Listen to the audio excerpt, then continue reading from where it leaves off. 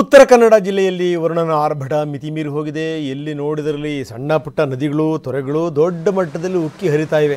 ಆ ದೃಶ್ಯಗಳನ್ನು ನಾವು ನಿಮಗೆ ತೋರಿಸ್ತಾ ಇದ್ದೀವಿ. 50ಕ್ಕೂ ಹೆಚ್ಚು ಗ್ರಾಮಗಳಿಗೆ ಮಳೆ ನೀರು ನುಗ್ಗಿದೆ, ಅವಾಂತರ ಸೃಷ್ಟಿಯಾಗಿದೆ. ಮನೆಯಲ್ಲಿ ವಯಸ್ಸಾದವರು ಇಟ್ಕೊಂಡಿರುವಂಥವರು, ಹೆಣ್ಣುಮಕ್ಕಳು, ಮಕ್ಕಳು ಇರುವಂಥವ್ರು ಗೋಳಾಡ್ತಾ ಇದ್ದಾರೆ. ಅಂತಹ ಸ್ಥಿತಿ ನೋಡಿ. ಅದರಲ್ಲೇ ಪಯಣಿಸಬೇಕಾದಂಥ ಅನಿವಾರ್ಯತೆ. ಒಂದು ಕಡೆಯಿಂದ ಇನ್ನೊಂದು ಕಡೆ ಹೋಗಬೇಕಲ್ಲ. ಶಿರಕುರುಳಿ ವಿವರಗಳನ್ನು ನಾವು ನಿಮಗೆ ಕೊಡ್ತಾ ಇದ್ದೀವಿ. ಉತ್ತರ ಕನ್ನಡ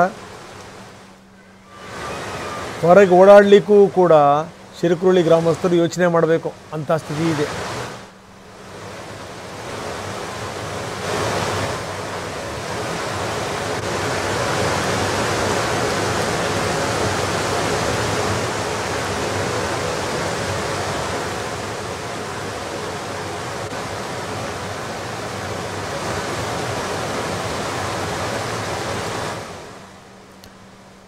ನೋಡಿ, ಹಳ್ಳದ ಮೇಲೇನೆ ಯಾವ ರೀತಿ ಆ ಸೇತುವೆ ಮೇಲೆ ನೀರು ಬರ್ತಾ ಇದೆ.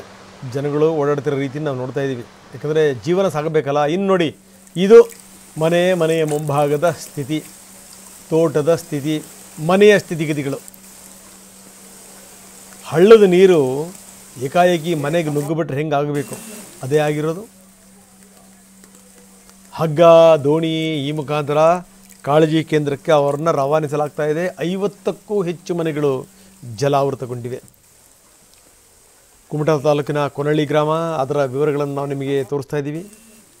ಇದ್ದಕ್ಕಿದ್ದಂಗೆ ಹಳ್ಳದ ನೀರು ಮನೆಗೆ ನುಗ್ಗಿತು.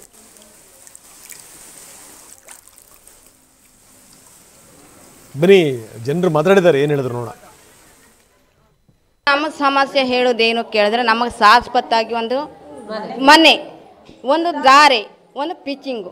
ಮನೆ ಒಳಗೆ ಇಷ್ಟಿಟ್ಟು ನೀರು ಬಂದಾಗ ರಾತ್ರಿ ಹೊತ್ತಿಗೆಲ್ಲ ಸರ್ ನಾವು ಹೇಗೆ ದಾಟಬೇಕು, ಇದು ಮೇಲೆ ಅಧಿಕಾರಿಯರೆಲ್ಲ ಬಂದು ನಮಗೆ ಬಂದು ಜೀವ ಕಾಪಾಡುವಾಗ ಅವ್ರಿಗೆ ಬಂದು ನಮಗೆ ಕಾಪಾಡ್ತಾರೆ. ಅವ್ರ ವತಿಯಿಂದ ನಾವು ಮೇಲ್ಗಡೆ ಸೇರ್ತಾರೆ. ಊಟ ಆಸರಿಗೆಲ್ಲ ಅವರೇ ವ್ಯವಸ್ಥೆ ಮಾಡೋದು. ಈಗ ಎದುರು ಮಾಡಿದ್ದಾರೆ ನಮ್ಗೆ, ಅವರೆಲ್ಲರೂ ಕೂಡ ಹೆಲ್ಪ್ ಮಾಡಿದ್ದಾರೆ.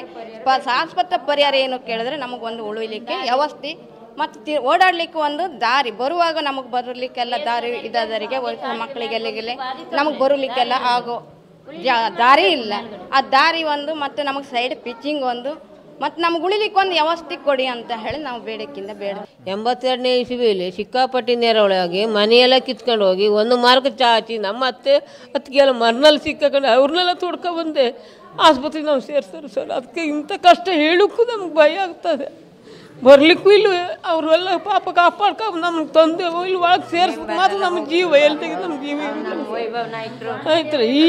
ಈ ಮೆಂಬರ್ ಅಂದಾಗ ಹಿಂದಿದ್ದು ನಮ್ಮ ಹಗ್ಗ ಕಟ್ಟಿ ಹೇಳ್ಕೊಂಡು ಬಂದದೆ ರಾಶಿದ ನಾವು ಆ ರೀತಿ ನಾವು ಕಾಲ. ಅದಕ್ಕೆ ನಮ್ಗೆ ಮಾತಾಡೋಕ್ಕೂ ಸಾಕಾಗುದ್ರೆ ಧೈರ್ಯ.